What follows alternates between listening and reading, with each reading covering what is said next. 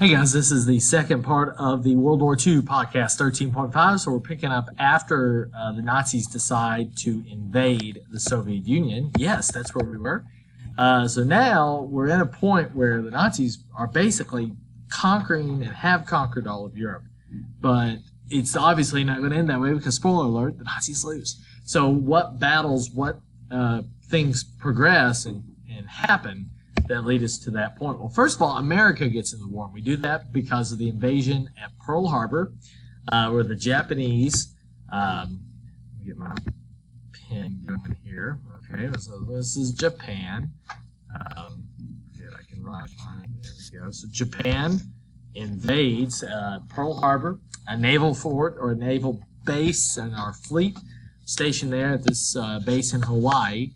And 3,000 Americans die on this early Sunday morning, and due to that, a day that would live in infamy, America jumps into the war against the Japanese, and Germany declares war against the United States, and on we go. So the U.S. is in and on the side of the Allied powers. So France, America, Britain, and the Soviet Union now in the war as well. Even though France, remember, has been conquered, yet Charles de Gaulle is part of the Free French, and they are stationed in London. So France technically is in the war. America, Britain, the Soviet Union, and then the Axis powers, that would be Japan, Italy, and Germany. So these two sides fighting against one another, and obviously you have other countries involved, a lot more on the Allied side than the Axis, but that is the way it's going to develop. So here we go. Europe in 1942, the extent of Nazi power in it. So there's a lot there, right? The Nazis have basically extended their control all the way to the Soviet frontier. They have conquered all of France, and the only countries that are standing against the Nazis at this point are Great Britain, and then, of course, they brought them in by the Soviet Union fighting Germany as well. So, why does it turn the tide? Well, there's two themes that we have to consider. The Soviet Union's all-out commitment to military effort. The numbers of people that died in World War II, 55 million total. But the Soviet Union's numbers were catastrophic, and it was due to the Soviet Union's all-out commitment to military effort. It would be fair to say that the Allies do not win this war without the Soviet Union. So Hitler's invasion of Russia is that much more devastating. The Battle of Stalingrad really portrays this all-out commitment, where the Nazis lay siege to the city for months, much like they did at Leningrad. Nearly 2 million people killed overall due to starvation, disease, exposure, of course, violent death. It is to the point where it is absolutely devastating, not only for the citizenry in the city, but also for the men fighting. The average life expectancy for you once you went to the front of Stalingrad to fight was 24 hours. It was very, very brutal. And the Soviet Union also had troops stationed to catch any that tried to retreat. And Stalin would order those troops and have the order sent for those troops to fire on any deserters and to kill them immediately. So the Soviet Union was committed, perhaps not with the most honorable motivational techniques, but still committed. The other factor that helped the Allies turn the tide was the industrial, scientific, and technological power of American and British forces. But let's be fair, it was truly the American war machine and industrial power which leads America to victory, and that is seen mostly at D-Day, in which the Allies reestablish a Western front on the beaches of Normandy. Go back here to this map.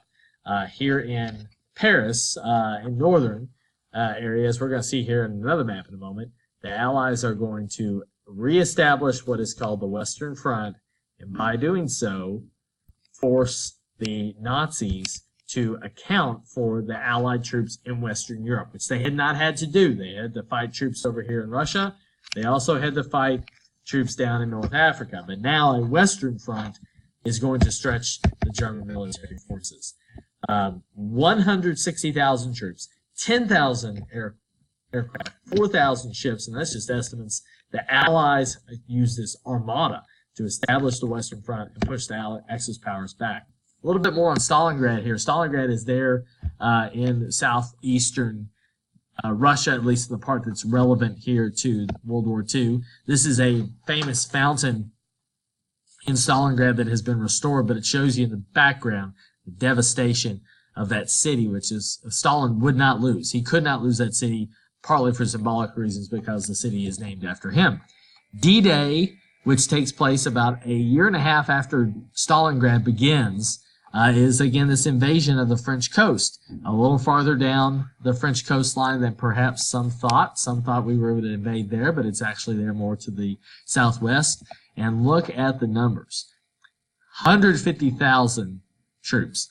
14,000 casualties, but the numbers of toys that we can bring is simply overwhelming, and it is too much for the Nazis to handle. But the bravery at first of these men who charged the beach, who stormed the beach at Normandy, and face German military fire down from these bluffs, from the pillboxes which were established there, to go through the surf, to go through the beach and up the bluffs.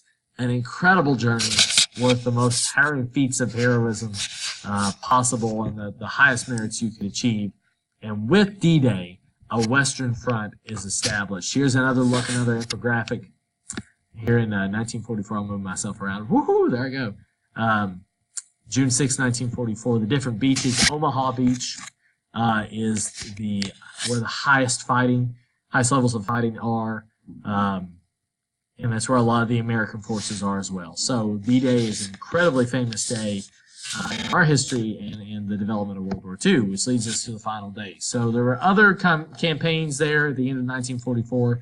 The trend is the Nazis are losing steam. And it starts in the late days of April where Benito Mussolini is murdered, where he's beaten up and hung upside down at an outdoor gas station. As Italian rebels take him down, now it is clear that Hitler will be next. As let's say this is Berlin, right here. You have American troops coming in from the west. You have Soviets coming in from the east. And the Nazi troops are chased back into the city. Hitler's days are numbered. If you want to see a great movie which portrays this end days for the Nazis, this is a German movie, but it's fantastic. It's called Downfall.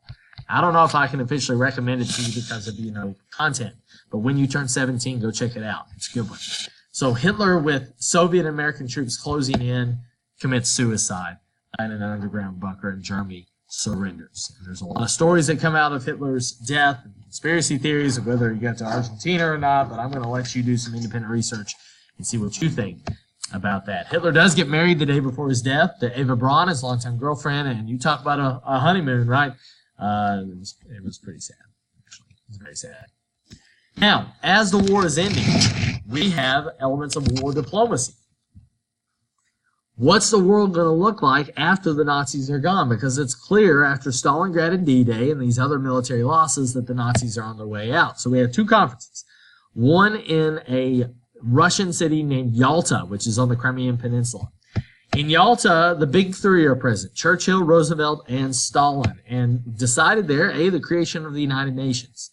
Think the League of Nations, but with more teeth. And the teeth are that these two gentlemen, that is a horrible arrow, but that's pointing at Roosevelt, these two gentlemen's countries will be involved, whereas Churchill's was really the only teeth before. Now the U.S. and the Soviet Union will also be in. Stalin promises free elections in Eastern Europe. So as the Soviets run the Nazis out of Eastern Europe, Stalin says, you know what, I'm going to let those people, Poles, Hungarians, I'm going to let them have their own elections. We'll see if he keeps his word. And Germany will be divided into occupied zones after the war. Check out 14.1 for details on that. Now, a couple months go by, we have another conference, but this one at Potsdam, which is in Germany, we've got some new faces. FDR has died. Churchill has lost an election. So we have replacements here with Harry Truman and Clement Attlee. Of course, Harry Truman is our American president. But Stalin is still there, and Stalin, with new faces, goes against his position from earlier and will reverse his position on free elections. We will reestablish that at the beginning of the Cold War with 14.1. But here we are, it's the end of the war.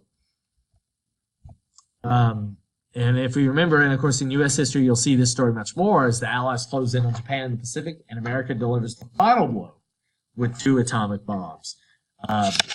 Dropped to of course, minimize American casualties, but also perhaps a message to the Russians saying, hey, don't mess with us as we set up this post-war setup. Packages. Okay.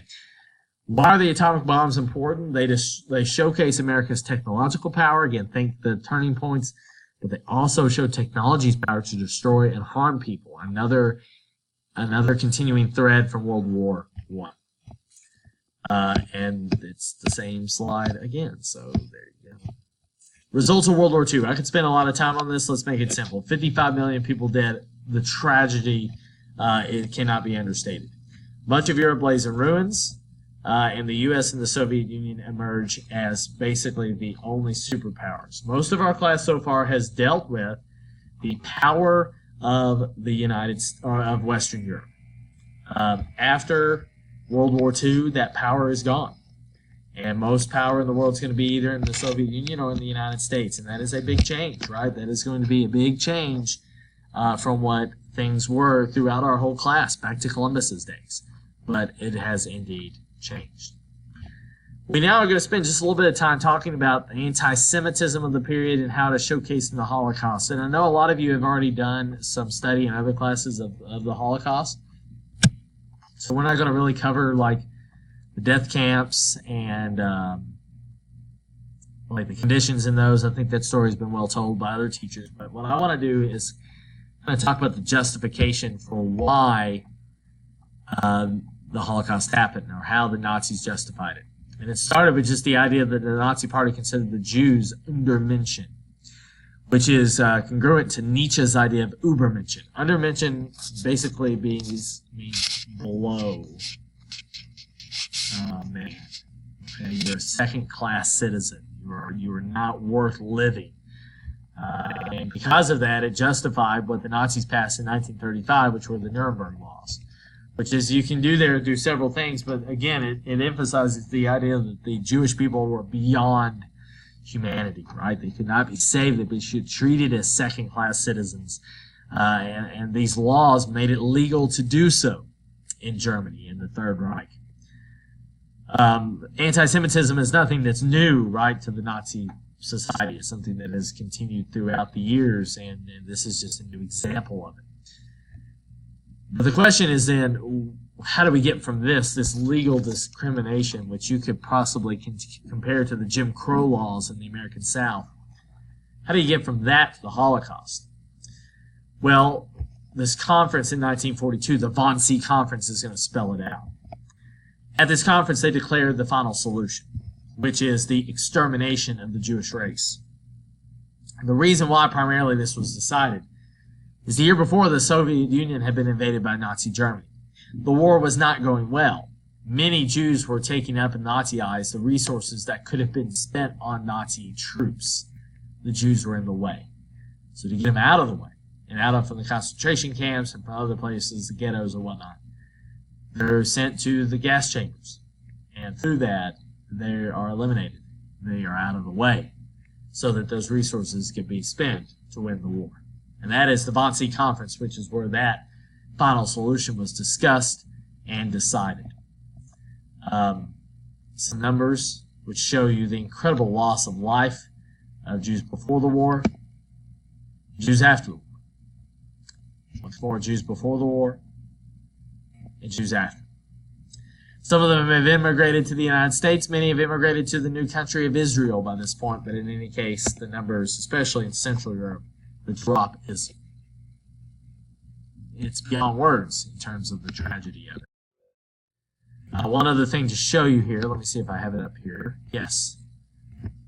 In terms of the Holocaust, is the placement of the death camps. And again, these were, there's like a little chaser. Look at that. Go back. The placement of the death camps, which were designed to carry out this final solution. Most of them are in Eastern Europe. Why? Do you want your German people to see what's going on? They hear the rumors, but do you want them to be around that? This was a PR thing, putting most of these camps over in Poland, A, where a higher Polish Jewish population was, but B, to hide them from the German people throughout the difficult times of the war for the Germans. That ends World War II. A sad note with the Holocaust, but it should remind us that all people should and have inherent dignity. And we talked in class some of the numbers of people who don't remember the Holocaust. Let it not be said of your generation that continued. That's it for Unit 13. We have one unit left, the Cold War in Modern Europe, and we will dig into that soon.